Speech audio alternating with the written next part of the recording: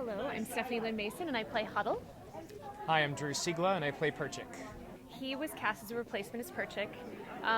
We started rehearsing lines together outside of rehearsal, so because he really had 2 needed weeks help. to learn the show. Yeah, I've never done Yiddish before, and she already was doing the show for about a month, and I needed some help. And I said, "Can we please work on lines if you're comfortable with that?" And she was, and once we actually got down to it, it ended up feeling more like a date than just scene partners. And Yes. things kind of fell naturally into its place. Yes. What would you say? Similar? What he said. Yeah. But I think that even from the first audition, we had this natural chemistry. But we got to know each other through the show, and we fell in love, and we got engaged and married in real life. I proposed to her in Central Park. On the bench where we had our first kiss.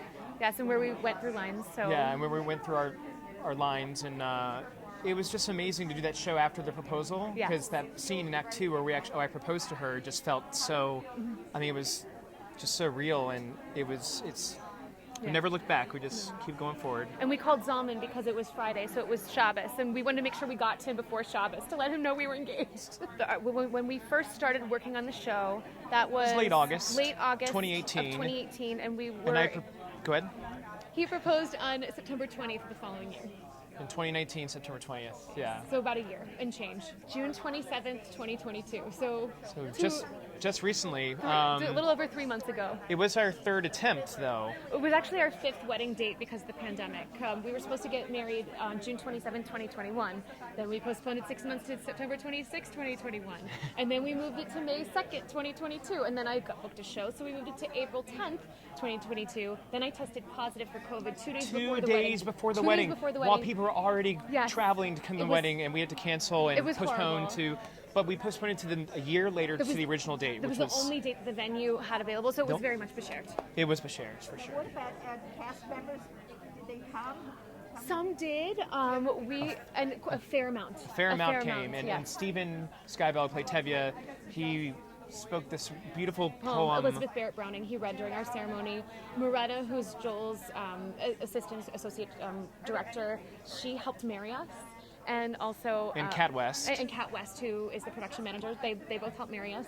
And then Joel made a beautiful... He was supposed to be at the wedding, but he couldn't make it. He made this beautiful video for us that was played before our first dance and introduced our And he sings from Cabaret, and he says it's, It was a surprise to us. It was a surprise. We had no idea. They played it at the wedding, and our jaws were just dropped. Yes. Just couldn't believe we were watching this. Yeah. Yes. Did it appear that New York Times was such a great story? We actually had someone offer that to us. We just haven't done it. And we haven't done it, and we kind of wanted... We wanted our wedding to be private. A little more private. But maybe first anniversary, yes. they have those people that section how people meet. Yes. Oh, well, Absolutely. maybe we'll look into that. Yes. Yeah. Now we're going to talk about the show. Okay. You both do not speak Yiddish. This is my third show in Yiddish. Before that, and they've all been with NYTF. Before then, I had not done any Yiddish, and he had not either. And I sang one song in Yiddish for a service for Yom Kippur, and I learned through that, and that was kind of my beginning to Yiddish. And also I did German in school, which helped with a lot of the very similar. But very different. They're different, but there's some similarities that help you learn the Yiddish quicker. Yes. Did you do any research, like watch Yiddish movies or anything, just to get the body language, or you got it all from there? So what I have to say that NYTF does so well is that you don't just learn phonetically. Like, yes, you do learn how to properly pronounce everything, but they go word for word, and even with grammar of exactly what you're saying, so that you know how to think in the right order, act in the right order. It's very detailed work of what we're doing. Like, we're not just saying words phonetically. They're very meticulous about getting to the root of it, so at the core, we know exactly what we're saying. We'll rehearse in English Yes. first, so we know exactly what we're saying, and we act normally to how we would speak in our native tongue, and then we layer the Yiddish on top of that. That's already been coached so very well. Well, and the other thing too is that in our script we have 3 lines. The first line is the transliteration of the Yiddish. The second is the direct Yiddish to English translation, and then the line under that is the original Joseph Stun. And the 2 lines in English don't always match up with each other. So the translation by Shagel Friedman, sometimes it might change the intention. So people might think that they've seen Fiddler on the Roof. You haven't seen this Fiddler on the Roof. It's different, and it goes deeper than I think the original in some ways.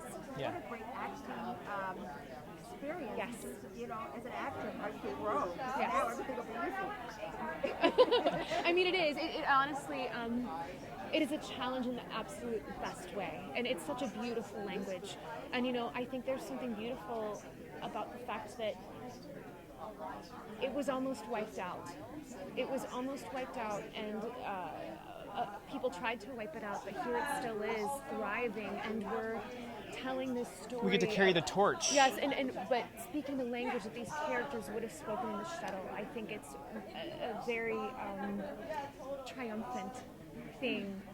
It makes it so authentic too. Yes, I mean, it adds an authenticity to Fiddler that has never been.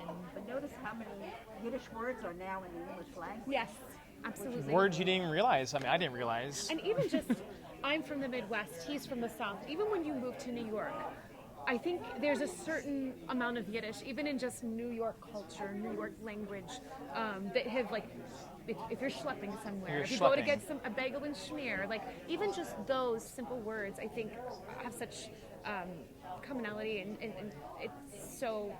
The character of New York, schmuck. Yes.